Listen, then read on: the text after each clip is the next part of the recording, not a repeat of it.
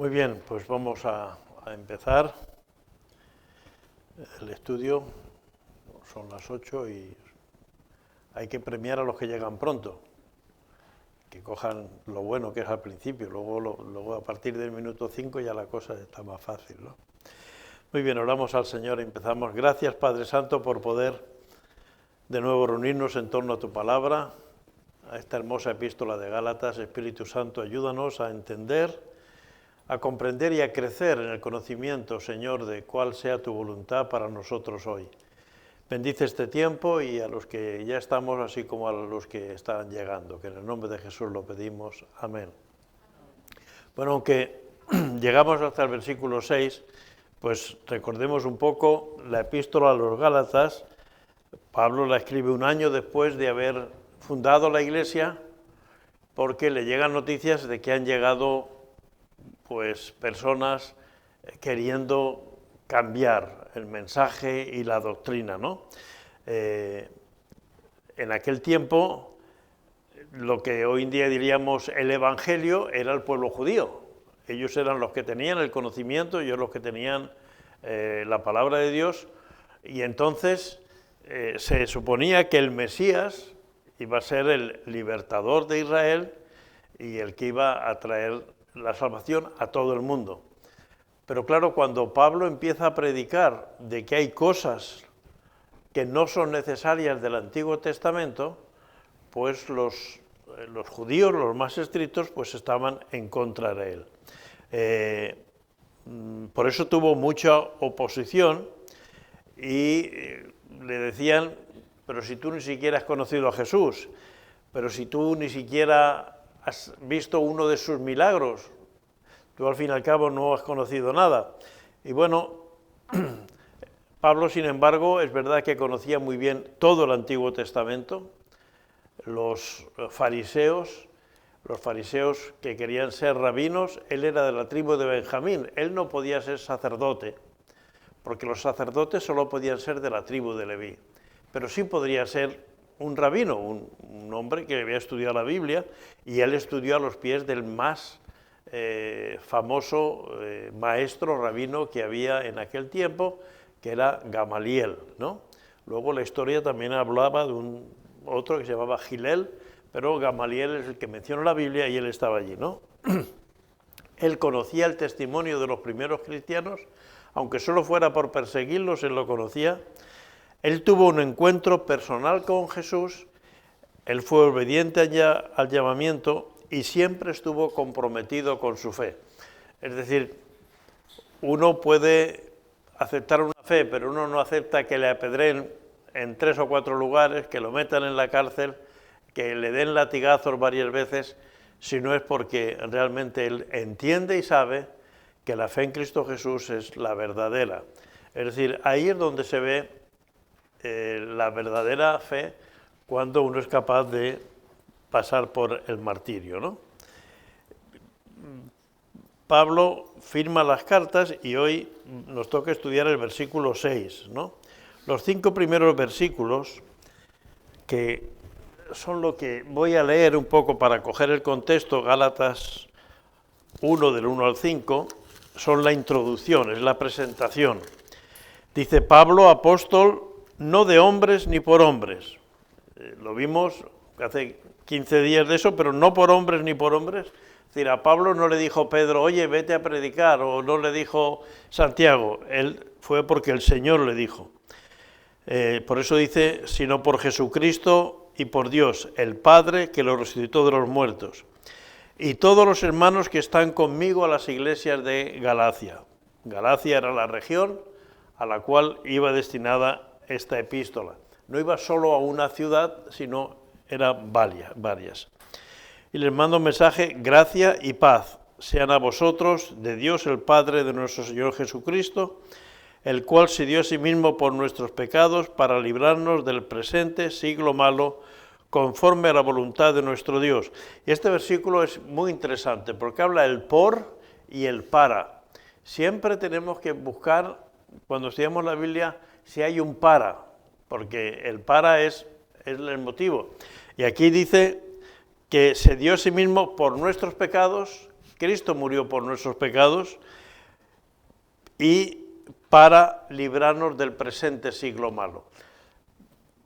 Pablo vivió hace 20 siglos, 21 casi ya, ¿no? Va para 21. ¿Cuál era el siglo malo? ¿El de Pablo o el nuestro? Siempre el siglo, hasta que no venga Jesús, es el siglo malo, porque Satanás es el príncipe de este mundo. Y vemos que de natural el mundo camina hacia el mal. Y por eso Jesús ha muerto por nuestros pecados y para librarnos. Por eso los cristianos no tenemos que tener miedo a Satanás. Sí hay que tener respeto porque Él es poderoso, pero Cristo nos ha librado de Satanás. Es decir, que si estamos en Cristo, Satanás no puede hacernos nada.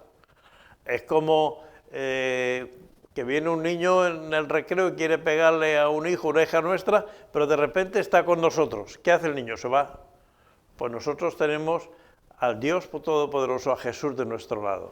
Por eso es muy importante saber que la salvación no ha sido simplemente por nuestros pecados, sino para también librarnos del siglo malo. A quien sea la gloria, a Dios, a quien sea la gloria por los siglos de los siglos. Amén. Todas las cosas tienen que ser para la gloria de Dios. Y cuando algo de lo que hacemos, pues la gloria nos la atribuimos nosotros, pues mal vamos.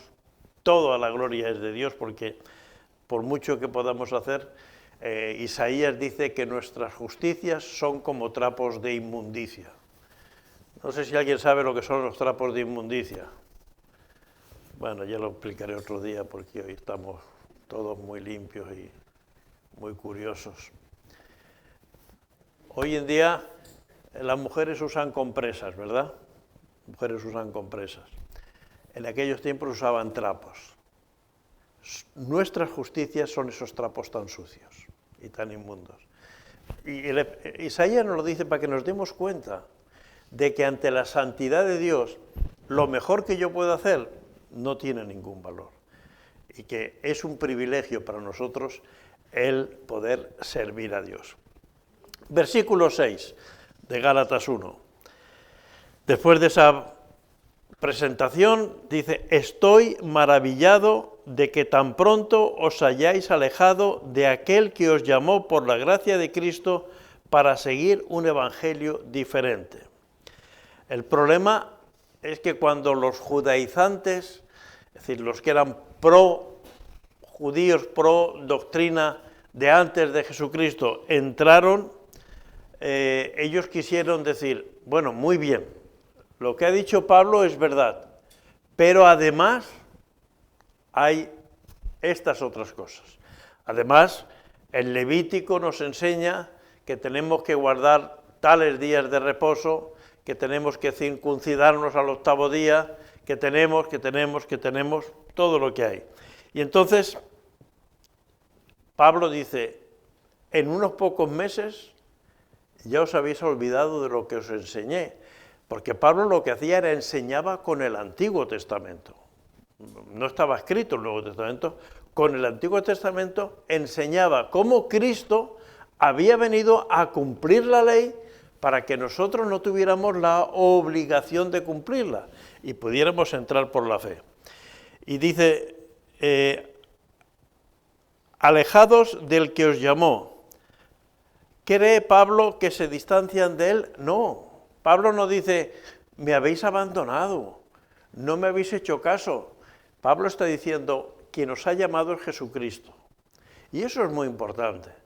Yo puedo invitar a la gente a aceptar al Señor, y yo puedo orar por un hombre, una mujer, un joven, una joven que me diga que quiero aceptar al Señor, pero el que llama al arrepentimiento siempre es el Señor. Y por eso, si tenemos esa cuestión clara y lo hablamos bien y no fijamos a la gente, a las personas, nadie está dependiendo de otra persona. Claro que si tenemos más madurez, pues nosotros podemos orientar, podemos ayudar, podemos aconsejar, pero el que salva siempre es Cristo. El que perdona siempre es Cristo. El que llama siempre es Cristo. Por eso no es cuando alguien oye, sino es cuando alguien siente la llamada de Dios. Y Pablo dice que no estáis separándonos de mí, sino que lo habéis hecho de Cristo. En Hechos 20:30, Pablo ya les advirtió, porque yo sé que después de mi partida entrarán en medio de vosotros lobos rapaces que no perdonarán al rebaño, y de vosotros mismos se levantarán hombres que hablen cosas perversas para arrastrar tras sí a los discípulos.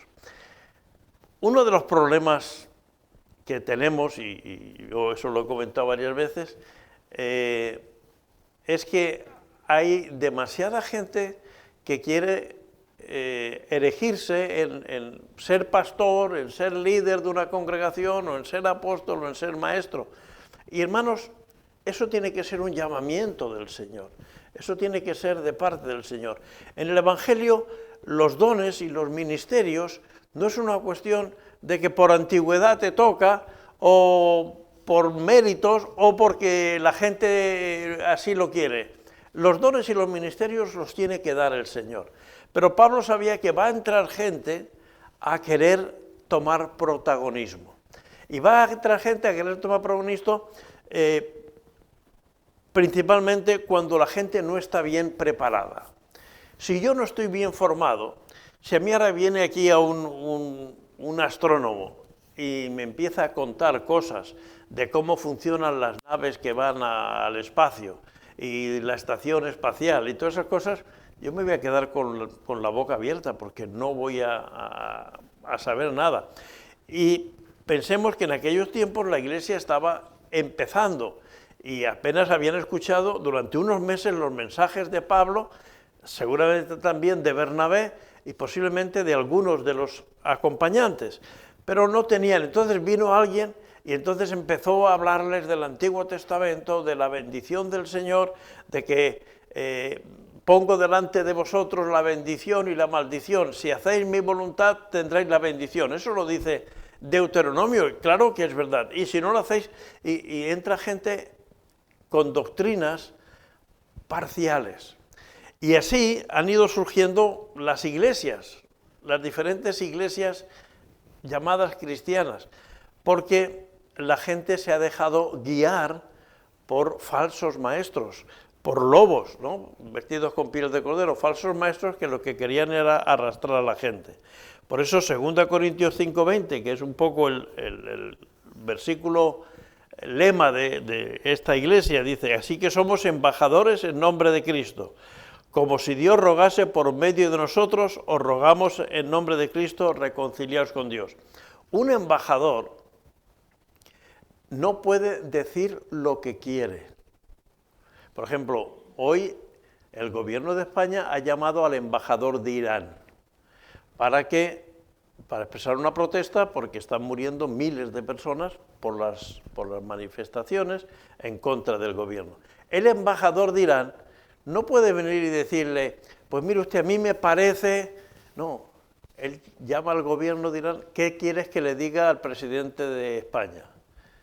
Y el embajador no es nada más que un transmisor, y un buen creyente es un transmisor de la palabra de Dios, no uno que interpreta a su manera, porque de esa manera surgen las sectas y las denominaciones, ¿no? Luego, ¿la clave cuál es? ¿Estoy unido a la Iglesia o estoy unido a Cristo? Aunque parezca lo mismo, no es lo mismo. Porque, por ejemplo, si nosotros ahora entramos en una herejía que puede ser del tipo que queramos, que pensamos que hay que ayunar todos los lunes, o que pensamos que hay que tumbarse al suelo cuando pasa el pastor por la iglesia donde entra el pastor, que hay que tumbarse al suelo porque hay que reverenciar al pastor, porque, por ejemplo, entramos en cualquier de esas doctrinas. Entonces hay dos maneras: como lo ha dicho el pastor hay que hacerlo, o qué dice la Biblia sobre esto, qué dice Cristo. Entonces tenemos que ver si estamos unidos a la Iglesia o estamos unidos a Cristo.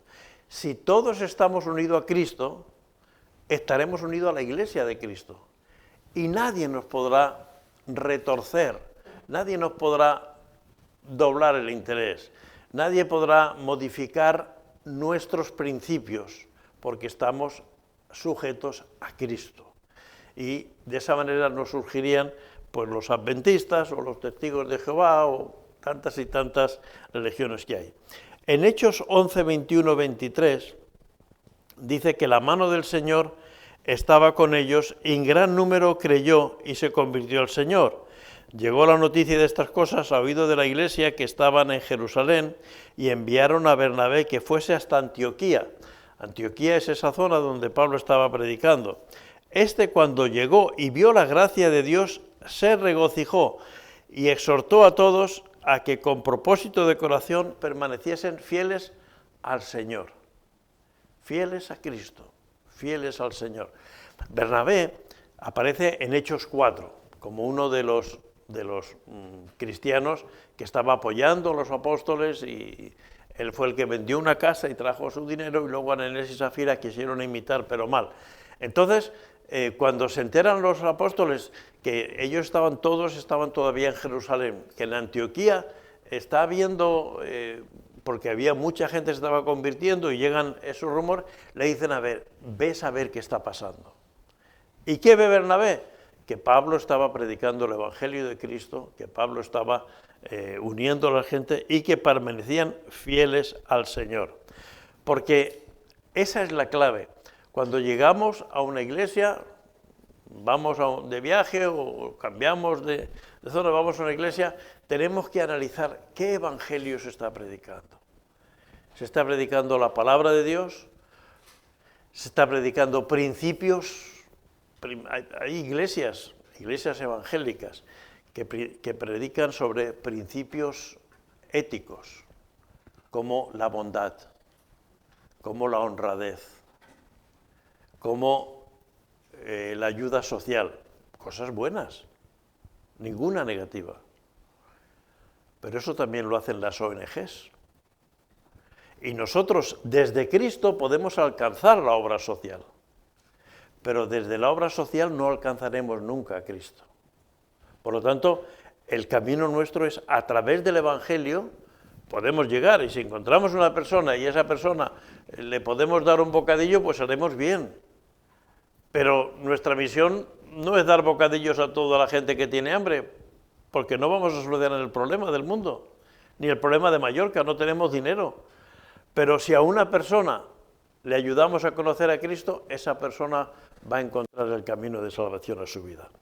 Pablo dice en Romanos 1:16, no me avergüenzo del Evangelio porque es poder de Dios para salvación a todo aquel que cree, al judío primeramente y también al griego. Esta es la definición clara de qué es el Evangelio, poder de Dios para salvación. Lo otro son sucedáneos del Evangelio. Pensar que el Evangelio o que la iglesia puede ser una iglesia para sanidades es un error. Dios puede sanar. Nosotros oramos todos los jueves porque Dios sane a las personas que sabemos que están enfermas, pero la iglesia, ni siquiera Jesús ha venido a sanar a todos los enfermos, pero sin embargo dice que ha venido a salvar a todo aquel que cree. La salvación sí es para todos, la sanidad no. Entonces, el mensaje del Evangelio es que es poder de Dios para salvación. Y esa es una buena definición de lo que es el Evangelio de Jesucristo. Y dice que los judaizantes les han ido para seguir un evangelio diferente. Satanás nunca viene y nos diría, mira, deja la Biblia es falsa. Porque si alguien nos viene y nos dice la Biblia es falsa, ¿nosotros qué vamos a hacer? Vale, tú no la creas, pero déjame, yo la creo. O nos dice el evangelio es malo y nosotros tenemos la paz del Señor, el gozo del Señor en nuestras vidas. No vamos a hacer nada de eso, ¿no? ¿Qué es lo que puede venir alguien en el nombre de Satanás a decirnos? Oye, mira, esto está bien, pero si tú hicieras esto, si tú cumplieras con esta norma, con este principio, entonces sí que hay. En el caso de los Gálatas es, pero si obedecéis la ley de Moisés. ¿Y qué ocurre con la ley de Moisés? Que nadie era capaz de cumplirla. Jesús tuvo que venir a cumplirla porque nadie podía cumplir la ley. Y entonces, ese es el problema. Y así han ido surgiendo las sectas cristianas porque cambian o añaden cosas al Evangelio, nunca porque quitan el Evangelio. Tú hablas con los testigos de Jehová y ellos te dicen que creen en la Biblia. Hablas con los mormones y dicen que creen en la Biblia. Pero unos siguen mejor la Atalaya o el Despertar y otros siguen el libro de Moroni. Y hablas así con diferentes, y la gente dice que sí a la Biblia. Lo que ocurre es que luego tienen sus normas, sus leyes, sus principios, ¿no? Y debemos de saber que dice Gálatas 1:6 que los que quieren cambiar el Evangelio son perturbadores y pervertidos. Gente que perturba, gente que quiere alterar, gente que lo que quiere es decir, si alguien viene y nos dice, no, es que hay que hacer esto, nosotros podemos decirle, vale, de acuerdo, enséñamelo en la Biblia. Enséñamelo que esté en el Antiguo, pero confirmado o reposado en el Nuevo Testamento. Alguien nos dice, no, es que si no te sanas es porque no tienes fe, por ejemplo. Esta iglesia no tiene sanidades porque no tienes fe.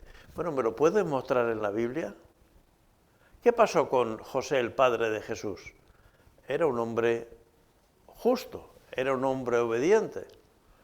Pero antes de que Jesús empezara su ministerio, había fallecido. ¿Qué pasa? ¿Que Jesús no fue capaz de orar por él? Jesús sabemos que a los 12 años ya discutía con los rabinos y les contrastaba. Es verdad que no había empezado su ministerio, pero así ocurre en la palabra de Dios. Pueden venir con buenas ideas, con cosas que no son negativas, pero no pueden cambiarnos si no está confirmado en la palabra de Dios. Es decir, si Dios es todopoderoso, ¿por qué Herodes, nada más empezar a predicar el Evangelio, mandó cortarle la cabeza? ¿Por qué Dios no salvó a Santiago? Es decir, ¿qué pasa? ¿Que Santiago era un pecador? No. Todos los apóstoles, menos Juan murió en el exilio de viejo, fueron martirizados. Entonces, si alguien nos dice, si tú no te sanas es porque no tienes fe, entonces muéstrame por qué pasaron estas cosas. Pues porque eso no es verdad. El Evangelio es un mensaje de salvación. Los que quieren cambiar el Evangelio son perturbadores. No hay otro Evangelio. El versículo 7 de Gálatas 1 dice, no que haya otro Evangelio, sino que hay algunos que os quieren perturbar y quieren pervertir el Evangelio. Puede parecer inofensivo mezclar la ley y el Evangelio, mezclar el Antiguo y el Nuevo Testamento. Por ejemplo, si vosotros decís, amar a Dios sobre todas las cosas, es el primer mandamiento, y eso también está en el Nuevo Testamento. Bueno, pues es que lo que está consolidado en el Nuevo Testamento del Antiguo Testamento, eso hay que seguirlo a pie juntillas. Y cuando no amamos a Dios sobre todas las cosas, estamos pecando. Y amar a tu prójimo como a ti mismo es algo que está reflejado cuando el Señor dice no adulterarás, no matarás, no dirás falso testimonio. En el fondo todo eso es amar a tu prójimo. Entonces eso sí está consolidado en el Nuevo Testamento. Entonces, ¿cuál es el problema de mezclar la ley y el Evangelio? Que sería mezclar la gracia y las obras. Porque la conclusión de eso es que se llega a anular la presencia de Cristo en el Evangelio si la salvación es por la ley o por las obras, no necesitamos a Cristo. Es la gracia o la ley. Mezclar ambas es cambiar por completo el Evangelio. Si por la ley hubiéramos podido ser salvos, no hubiera hecho falta que muriera Cristo, porque podíamos haber sido salvos por la ley. Pero como por la ley nadie, porque como dice Romanos 3, no hay justo ni aun uno, no hay ni uno que no haya incumplido la ley, entonces por cuanto todos pecaron y están destituidos de la gracia de Dios. Por lo tanto, ¿la salvación es por gracia o es por ley? Si es por ley, no hace falta la muerte de Cristo. Y es lo que Pablo quiere llevarles a a esa tesitura. Y Cristo no murió voluntariamente, entre comillas, en el sentido de que él dijo, Padre, si hay otra manera, si es posible, pase de mí esta copa. Es decir, Jesús ante la situación de cargar con todo el pecado y me encontré en la situación, se dio cuenta lo abrumado que estaba. Tanto sufrió que sudaba gotas de sangre. Por lo tanto, lo hizo, si hubiera habido otra alternativa, no había otra alternativa, porque el pecado solo se perdona con derramamiento de sangre. Sin derramamiento de sangre no hay peor de pecado, ¿no? Entonces, Pablo les dice, si cualquiera viene a traeros otro evangelio, versículo 8, mas si aún nosotros o un ángel del cielo, cuidado, hay alguien que dice que es un enviado del Señor, ¿no? Los mormones dicen que José Smith, pues un día en una cueva tuvo la visión de un ángel que le dijo que fuera a unas cuevas, allí iba a encontrar unas planchas de oro con una escritura y que él transcribiera. Luego fueron a la cueva y las planchas ya no estaban, se las había llevado el ángel ni todo eso, y él escribió el libro de Mormón. Y el ángel que les presentó dice que se llamaba Moroni. Pues eso está muy claro en la Biblia. Si aún nosotros o un ángel del cielo os anunciare otro evangelio, aunque sea yo, dice Pablo, aunque sea yo o uno de mis ayudantes. Es decir, que, ¿cuál es el problema? El problema es que hay veces que el orgullo espiritual de pastores o de líderes hace que diga, el Señor me ha dicho. Y miren, hermanos, si el Señor me dice algo que no está reflejado en el Nuevo Testamento, en la palabra de Dios, no me hagan caso. Porque si aún nosotros o un ángel del cielo os anunciar otro evangelio diferente de lo que os hemos anunciado, sea anatema. La palabra anatema quiere decir sea maldito, sea condenado. Y Pablo dice nosotros o un ángel, es decir, no lo dice cualquiera.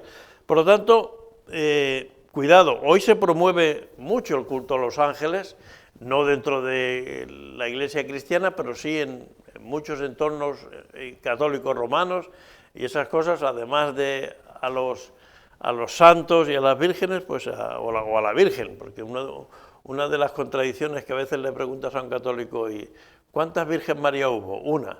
¿Y cuántas tiene la Iglesia? 300.000, ¿no? Porque sí, todas son y todas distintas y esas cosas. Pues no hay otro evangelio, no puede haber otro evangelio. Y eso es muy importante. Por eso es muy importante el estudio de la palabra, hermanos. Para que si alguien nos trae otro evangelio o si nos dice algo que nosotros no conocemos, dice, por favor, pero enséñamelo en la Biblia. Enséñamelo en la Biblia, eso que me dices que el Señor te ha mostrado, eso que me dice el Señor. Porque si no me lo enseñas en la Biblia, yo no lo voy a creer. Porque para mí hay una norma única. Y así lo decimos, la palabra de Dios es la norma para mi fe y para mi vida.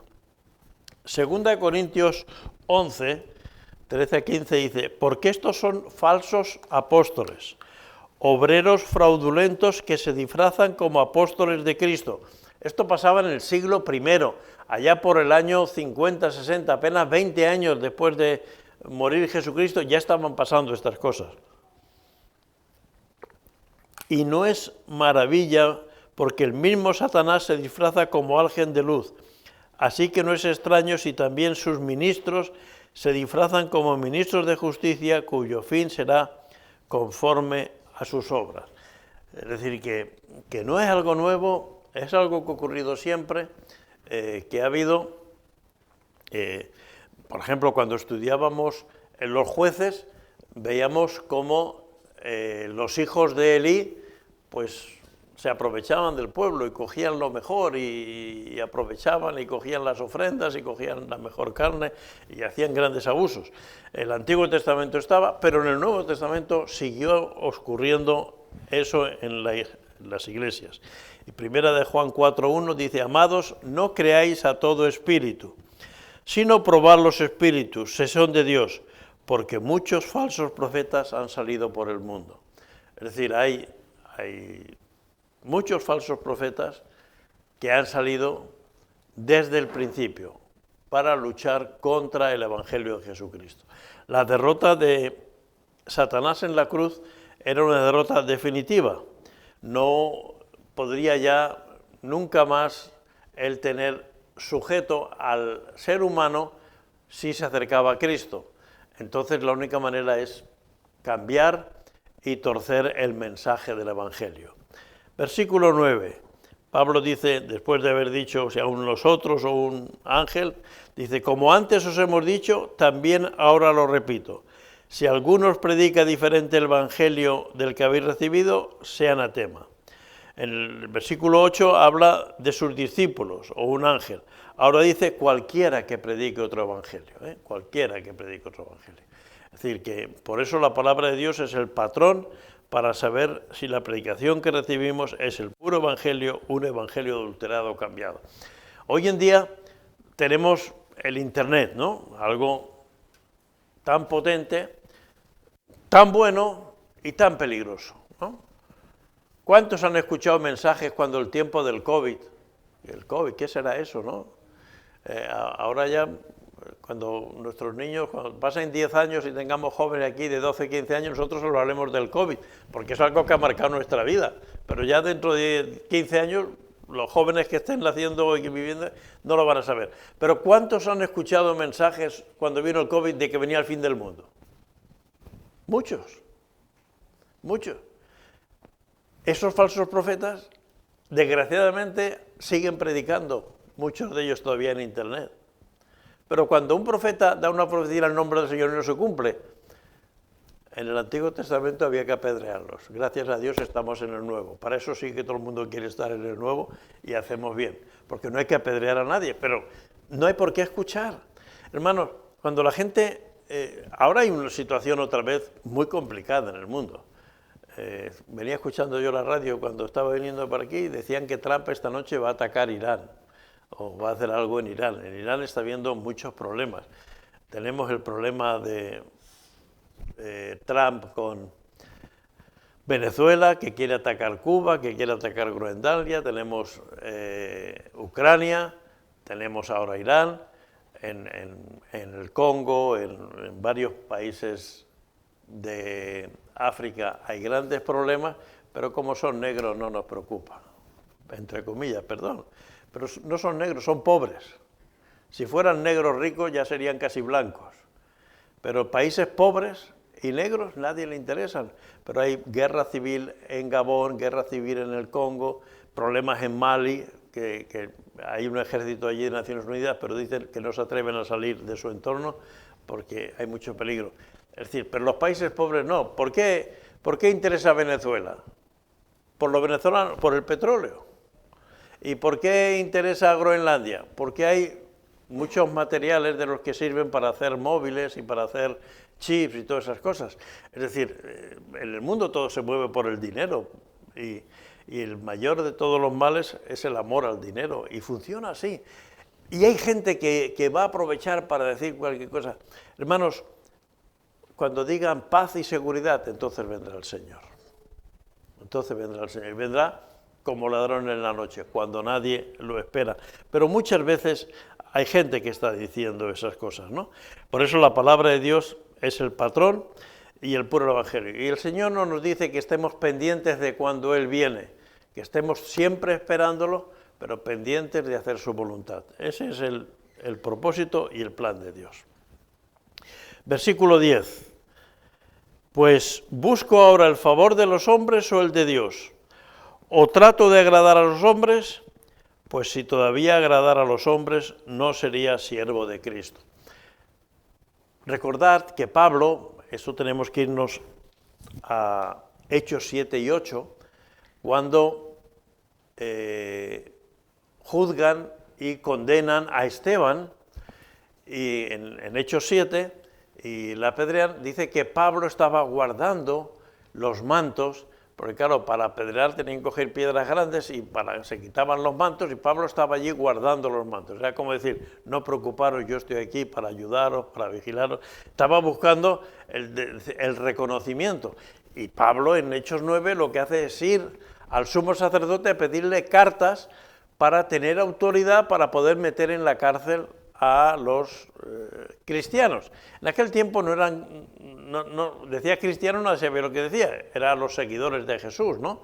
Cristianos fue después en Antioquía, donde se llamó cristianos por primera vez, ¿no?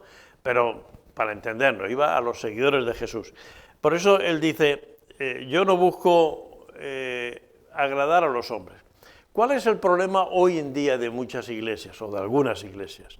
La tendencia de rebajar el nivel moral y de santidad del Evangelio. Hoy en día vivimos una sociedad donde muchas cosas que la Biblia llama pecado, ellas llaman opción de libertad. La sexualidad puede ser de cualquier manera, de cualquier forma. Hoy en día ya no solamente es que sean dos hombres o dos mujeres, sino que se habla del poliamor y se habla de todo este tipo de cosas, que en el fondo no es nada nuevo, es lo que ocurría en Sodoma y Gomorra, pero que hoy en día todo eso está normalizado, legalizado. Hoy en día la gente puede abortar y si tú dices algo, pues te pueden acusar, o si tú dices algo en contra de un matrimonio homosexual, te pueden acusar de homófobo. Algún pastor en España ha pasado alguna noche en el cuartel por decir esas cosas en sus mensajes. Por lo tanto, ¿qué hacen algunas iglesias?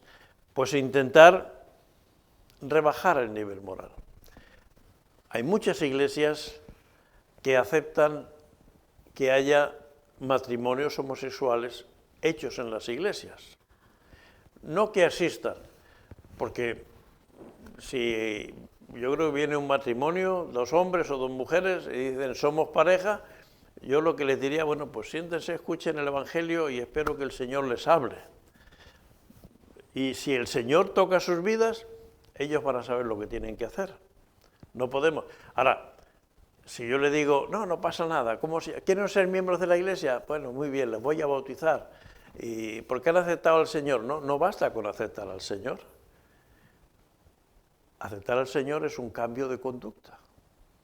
La fe afecta a nuestra conducta. Si la fe no afecta con nuestra conducta, entonces es que la fe no es auténtica. Los discípulos, o Jesús, a la mujer pecadora, no le dijo, venga, no te preocupes, vete y pórtate bien, ¿no? Vete y no peques más. Vete y no peques más. Y al leproso que se acercó a Jesús dice, tus pecados te son perdonados, además de la sanidad. Es decir, la fe en el Señor Jesús tienes un cambio de conducta.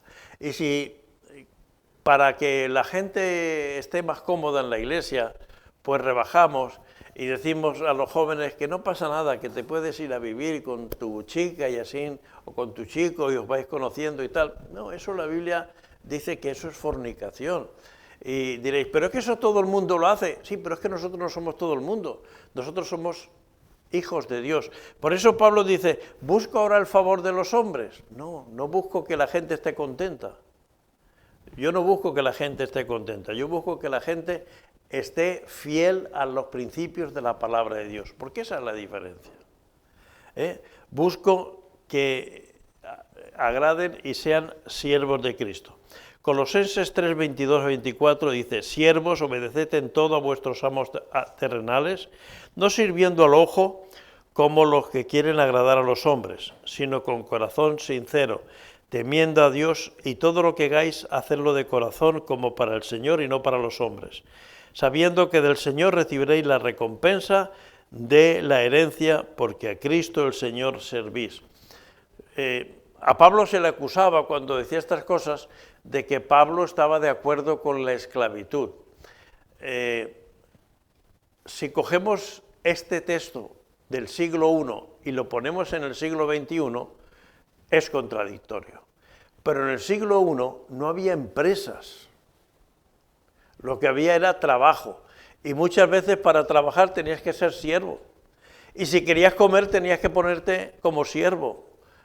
Está claro que también había la venta de esclavos de un sitio y de otro, y esas cosas, pero Pablo no está haciendo, y el ejemplo lo tenemos leyendo la epístola a Filemón, que Filemón era un discípulo de Pablo, y la epístola de Filemón es cómo le recomienda a un criado, a un siervo suyo, a un esclavo que se le había escapado y que en la cárcel conoció el Evangelio a través de Pablo, cómo deben recibirse y cómo deben tratarse, ¿no?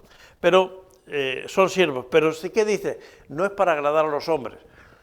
Todos hemos trabajado en empresas, hemos visto que hay gente que cuando está el jefe, pues entonces se mueve más rápido y venga tal y cual, venga, y tal. Pero no, tranquilo, tranquilo.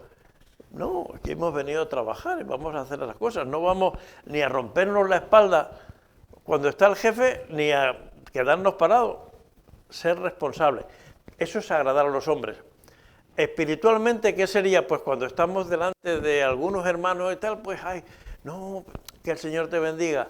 Pero cuando estamos así, nos acordamos de nuestra padre, nuestra madre, de baja del cielo, no sé quién. No, nuestro hablar, nuestro actuar, no es para agradar a nadie, para quedar, sino es una forma de vivir. Como dice, como siervo de Cristo, haced todo para el Señor, dice Pablo a los colosenses. Os hago saber, hermanos, que si el Evangelio anunciado por mí no es según hombre, pues yo ni lo recibí ni lo aprendí de hombre alguno, sino por revelación de Jesucristo. No. Es decir, Pablo explica muy bien que el Evangelio que él predica no estuvo a los pies de Jesús. Pedro, Juan, Santiago, Mateo, todos los discípulos, los 12, incluso Judas, aunque Judas ya murió, pero estuvieron escuchando a Jesús, escuchando sus sermones, viendo sus milagros, con sus enseñanzas, cómo actuaba, pero Pablo no.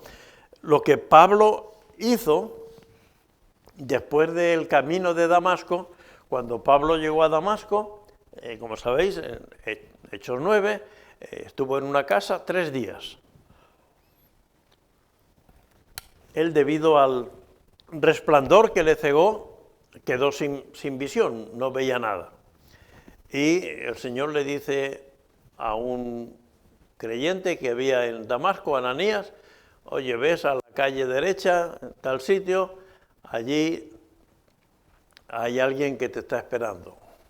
Y aquí, ¿quién es? Pablo de Tarso. Señor, pero si ese viene a matar viene a meternos en la cárcel y tal. Yo te he dicho que vaya. Ananías, aparece ahí, ya no aparece nada más.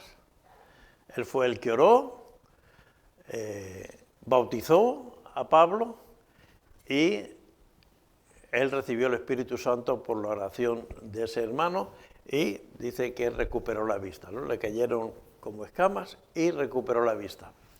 ¿Qué hizo Pablo? Se reunió allí con los hermanos, algunos fariseos que se enteraron dijeron hay que perseguirlo, entonces ellos lo bajaron en una canasta, todo eso está en el libro de Hechos, lo bajaron en una canasta por la muralla una noche y Pablo se fue. ¿Dónde se fue? A Arabia Saudí. A lo que hoy es Arabia Saudí, en Arabia.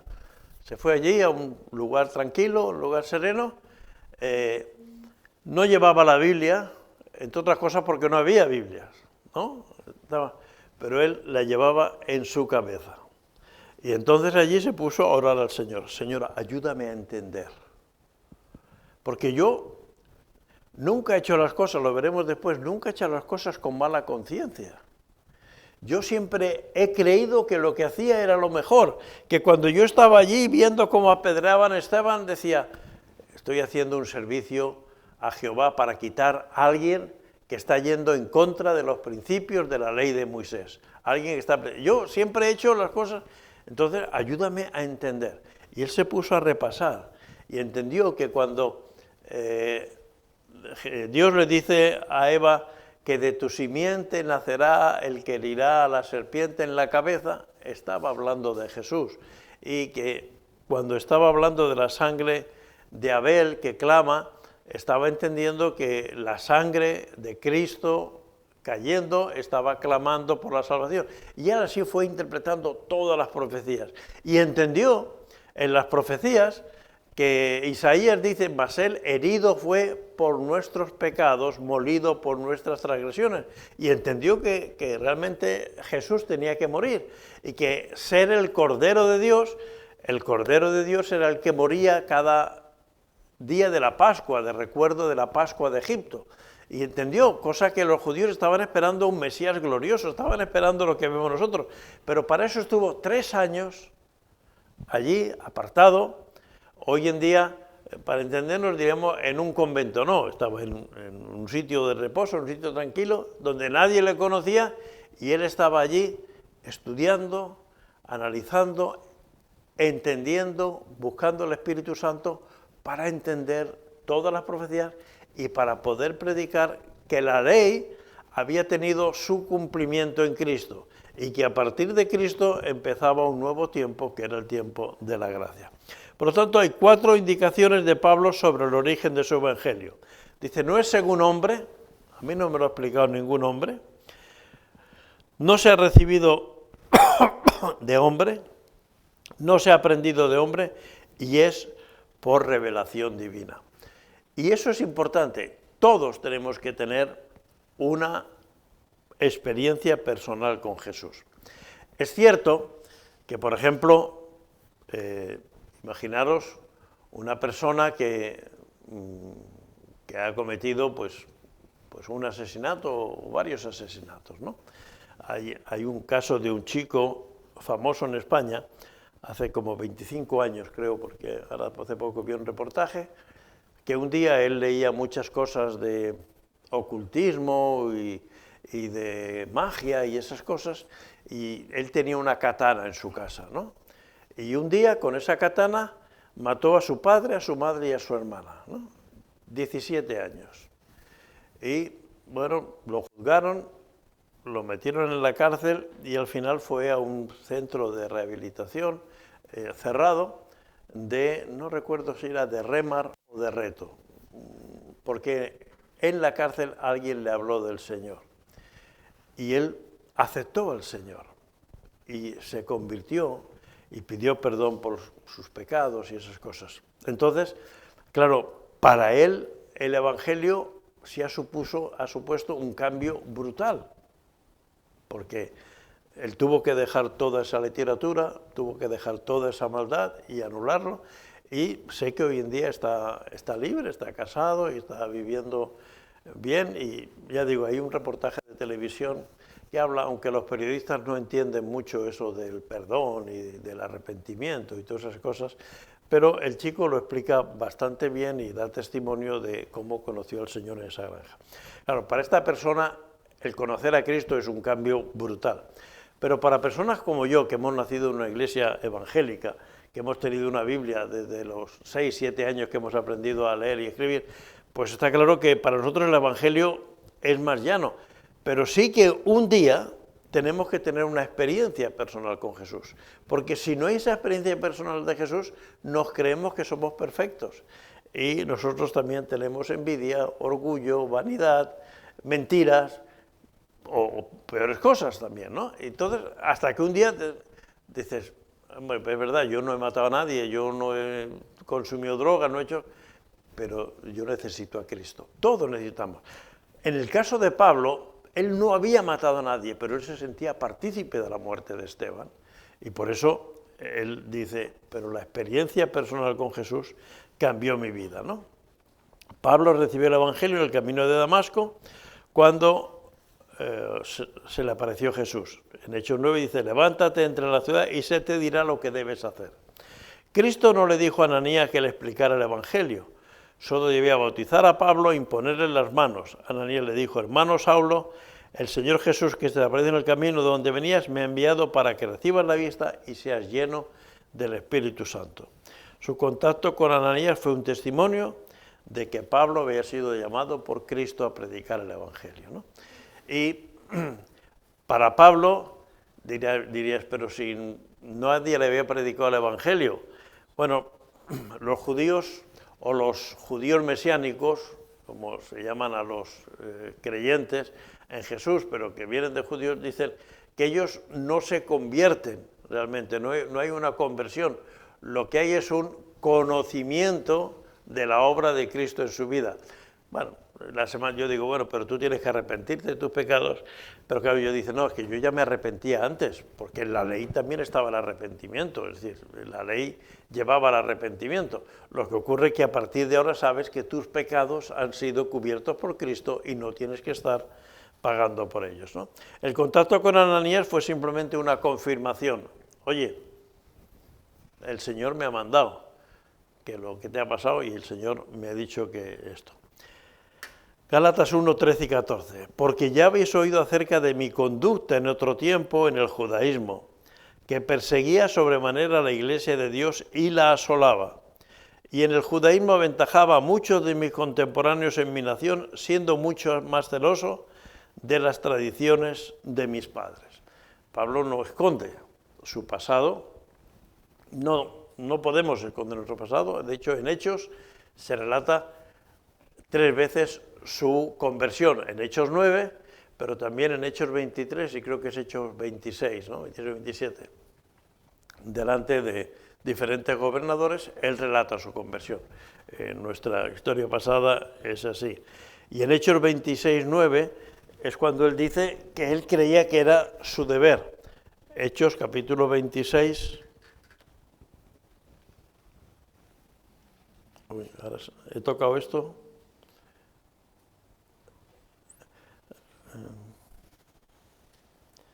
En Hechos 26, 9, toca con la Biblia.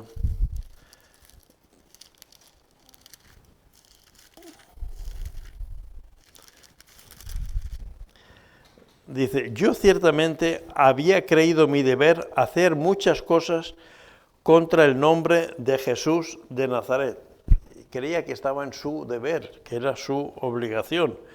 Versículo 10, lo cual también hice en Jerusalén, yo encerré en cárceles a muchos de los santos, habiendo recibido poderes de los principales sacerdotes, y cuando los mataron, nos cuentan de Esteban, pero dice que hay más, yo di mi voto, y muchas veces castigándolos en todas las sinagogas, los forcé a blasfemar y enfurecido sobremanera contra ellos los perseguía hasta en las ciudades extranjeras. Y en Hechos 22, 3 dice, yo de cierto soy judío, nacido en Tarso de Cilicia, pero criado en esta ciudad y instruido a los pies de Gamaliel, estrictamente conforme a la ley de nuestros padres, celoso de Dios como hoy lo sois todos vosotros. Él decía, yo hacía todas estas cosas porque era celoso de Dios, ¿no? Versículo 23, capítulo 23, versículo 1. Entonces Pablo, mirando fijamente al concilio, dijo, varones hermanos, yo con toda buena conciencia he vivido delante de Dios hasta el día de hoy. Pablo tenía buena conciencia antes de conocer a Cristo y después de conocer a Cristo. Es decir, Pablo no hizo las cosas por maldad. Él creía que estaba haciendo lo justo como un judío celoso de la ley de Dios. Y por eso él dice, yo he tenido buena conciencia. No quiere decir que lo haya hecho bien, ¿no? Por lo tanto, Pablo actuó con buena conciencia, lo cual implica que no todo lo que se hace con buena conciencia es correcto. Hacer la voluntad de Dios es lo que es correcto. Y alguien ha dicho que el camino al infierno está empredado de buenas intenciones, ¿no? Buenas intenciones, pero si no son las correctas, si no es en la voluntad del Señor, no nos lleva a la salvación. Y Pablo da testimonio de eso. Yo estaba viviendo, haciendo lo que creía que era lo mejor, quitar la gente que podía ir contra el Evangelio. Hacía 200 años que en el templo de Jerusalén, Antíoco Epifanes había introducido una estatua de Júpiter y había sacrificado un cerdo y había obligado a los judíos a no circuncidarse. Y cuando descubría que alguien había circuncidado a su hijo, lo mataba. No era fácil. El pueblo judío ha estado perseguido desde el principio. Faraón, que intentó que matasen a todos los niños. Si matas a todos los niños, ya no nacerán más judíos, porque los siguientes que nazcan serán egipcios o serán etíopes o serán de otra cosa, pero no lo van a hacer. Es decir, que eso ha sido así, y Antíoco Epifanes fue una plaga ellos fueron expulsados poderosamente por los macabeos, ¿no? Que es uno de los libros apócrifos que nosotros no tenemos como un libro revelado, inspirado por Dios, pero sí que es un libro histórico y que su historia es verdadera, ¿no? Que Judas Macabeo con sus hijos, pues movió un pequeño pueblo y ese pueblo al final consiguió echar a Antíoco Epifanes y a sus tribus, derrocar a sus tropas, que eran griegas, él era un general de Alejandro Magno, y volver a restaurar el templo con todas las cosas y el culto que él tenía que tener. Hay una fiesta, la fiesta de Hanukkah, que se celebra un poco antes de la Navidad, que tiene que ver con eso. Creer que el judaísmo es la religión del Antiguo Testamento es un grave error. Unos creen, bueno, es que el judaísmo es el Antiguo Testamento, el cristianismo es del Nuevo Testamento. No. En Hechos 13:27 dice que los habitantes de Jerusalén y sus gobernantes, no conociendo a Jesús ni las palabras de los profetas que se leen, todos los días de reposo las cumplieron al condenarle. Es decir, quienes promovieron la crucifixión de Jesús fueron Anás y Caifás. Anás había sido el sumo sacerdote el año anterior y Caifás era el sumo sacerdote, pero como eran suegro y yerno, pues un poco llevaban el sumo sacerdocio de alguna manera entre los dos, o el suegro como más antiguo era un poco el que guiaba a Caifás. ¿Quiénes movieron? Los que leen la Escritura todos los sábados en la sinagoga. Y ellos condenaron a Jesús, movieron a Pilatos diciendo crucifícale, crucifícale. ¿Pero qué hicieron con eso? Cumplir la Escritura. El Antiguo Testamento anuncia a Jesucristo y el que lo entendió como Simeón, que vio ese bebé que predicábamos el domingo, de que ya puedo descansar en paz, ¿no? Despide a tu siervo en paz, porque han visto mis ojos la salvación. Él no vio a Jesús morir ni resucitar, pero fue capaz de ver la resurrección. ¿Por qué? Porque leía la misma Biblia que leían Anás y Caifás, pero tenía una comprensión distinta por el Espíritu Santo. Luego, el mismo Antiguo Testamento a Simeón le dio visión y a otros los llevó simplemente a ser instrumentos, aún en contra de su voluntad, de la palabra de Dios. ¿Es malo el judaísmo? No. Lo que es malo es la mala interpretación. Mateo 23, 2, 3 dice, en la cátedra de Moisés se sientan los escribas y fariseos. Así que todo lo que os digan que guardéis, guardadlo y hacedlo. Mas no hagáis conforme a sus obras, porque dicen y no hacen. Esto lo dijo Jesús hablando de los fariseos. Dice, pero cuando leen la Escritura, eso es palabra de Dios. Por eso, si nos ceñimos a la Escritura, entonces haremos bien. Bueno, como veis, Pablo va desgranando un poco todo el tema del judaísmo y el tema de los falsos profetas y hablando de la falsa enseñanza, ¿no? Bueno, hemos llegado al versículo 14, la próxima semana empezaremos en el 15, ¿no? Pero para cuando a Dios que me apartó, Pablo sigue defendiendo su ministerio, ¿no? No sé si hay alguna pregunta o alguna cosa que he dicho a lo mejor muy rápida y no se ha entendido y alguien quiere pedir alguna explicación. ¿No? Bueno, pues ahora hay dos caminos, o hacer una vigilia de oración o irnos a cenar. No vamos a cenar, ¿verdad? Ah, la hermana no quiere hacer vigilia ni irse a cenar, quiere preguntar. Adelante. Por ejemplo, podemos también usar, leerla, estudiarla, la Biblia católica.